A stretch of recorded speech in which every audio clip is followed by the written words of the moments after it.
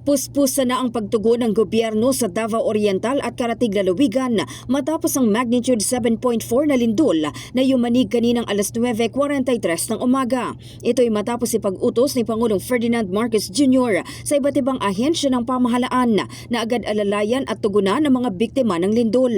Pinabuksan din agad ng Pangulo ang emergency communication lines para sa mabilis na koordinasyon. Agad namang kumilos ang mga search, rescue at relief teams sa pagresponde sa mga lugar na matinding naapektuhan ng pagyanig. Bago pa man tumama ang magnitude 7.5 na lindol, nakahanda na ang Department of Social Welfare and Development sa mabilis na pagtugon, kung saan nakapreposition na ang mahigit 100,000 kahon na mga family food packs, 5,000 ready-to-eat food boxes at higit 30,000 na mga non-food items na nakalaan para agad maipamahagi sa mga apektadong pamilya.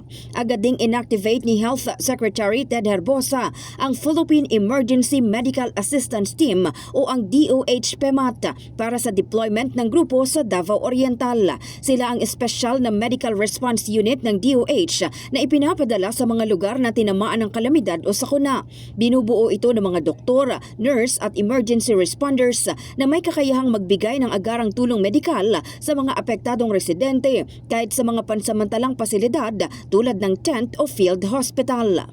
Magpapadala na kami ng Philippine Emergency Medical Assistance Teams. Ito yung ating WHO certified teams na pinadala natin dati sa Myanmar.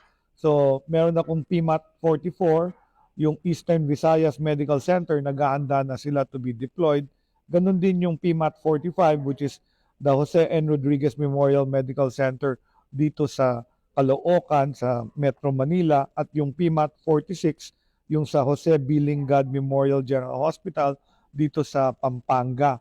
So, ano yan, ready yan, mga 15 to 20 man team and woman team na pwedeng i-deploy kompleto, self-sustaining. So, in case kailangan ng ating mga kababayan ng additional field hospital, makaka-set up sila ng type 1 field hospital. So, handa na yan.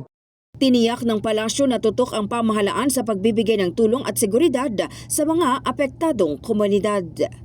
In the heart of changing lives, ako si Brigada Maricar Saragan ng 15.1 Brigada News FM Manila, The Music and News Authority.